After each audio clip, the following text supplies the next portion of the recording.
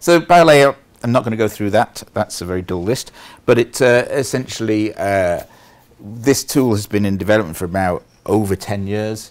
It was started by this guy at the top, Anton Enright, when he was a PhD student down in the EBI, European Bioinformatics Institute in Cambridge. He basically had a problem in actually solving protein homologies, and so he thought about a way of building a tool to do it.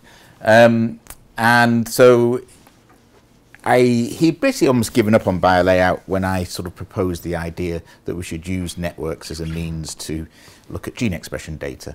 And I ended up working in his lab for a year, developing the very first prototypes before I came to Cambridge. So the man below him is a guy called Stijn van Dongen, who's a mathematician. He is a kind of network guru. He developed the clustering algorithm that we use, just a general good guy to have on your team. Thanasis, some of you will know, who's here, who's the developer who took it in the first 3 years of development in Edinburgh, and then Tim and Derek, I guess more of you will know because they're more recent, and sadly they have now left us, although Tim is still living the dream with me down in Leith. But yeah, so we're at this point now where we've come a long way.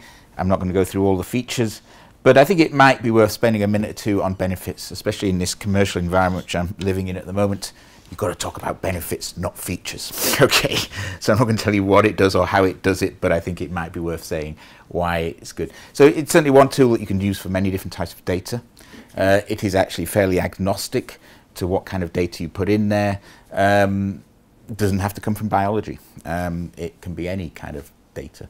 Certainly it's not platform dependent or species dependent or any of those things. It kind of loves big data. The bigger the data you put in, the happier it is, the better that kind of correlation works. I mean, there is a limit to that, but I'm hoping I'll demonstrate today it's a usable interface, usable by you guys. It's not, you don't need to know command line stuff, and it's all GUI driven. It's an immersive environment. Hopefully you'll enjoy getting immersed in your data and understanding what's there. And you can see large proportions of the data at a time. So obviously, when you're thinking about visualizations, a lot of those other visualizations, you kind of got to get it down to a few hundred things. If you look at a heat map, if you have more than a few hundred things, you can't see it.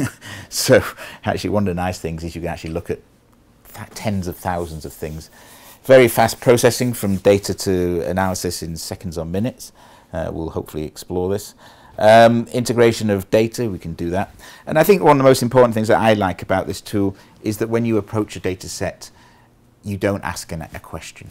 So that when you ask a question of a data, you're immediately assuming that patients group A are different from patient group B, and you're putting them all together, let's say. That actually sometimes, what BioLayout will show you is what's in your data, not what question you're asking of your data. So it shows you everything, and it's for you to work out what's interesting, which is both a blessing and a curse, because it doesn't give you that definitive answer that maybe a statistical approach might do. So it's kind of nice and satisfying. So you ask a question, and there's 122 genes which have been above the threshold, and that's your answer. It's kind of quite satisfying. This doesn't give you that, so that's a downside. But I would say you can fast and informed decision making. I can download the data and kind of get to know what it's about within about 20 minutes and decide whether I want to spend any more time with it. And that's really liberating. So we're going to go through all this, but basically it's a very fast from input to output. The visualization is obviously on one level an abstract view of your data. It doesn't mean anything in its own right, kind of. But actually it's this thing, the ability to get to genes underneath it and actually explore your data and understand why they are in this form, which is the important thing. You'll be spending some time looking at stuff like this, I hope, which is gene expression data. So just again to orientate you before we get in there, nodes represent genes or measurements. The edges, the correlations between them, the different colours that you're seeing are clustering, and we'll go into clustering as we get on.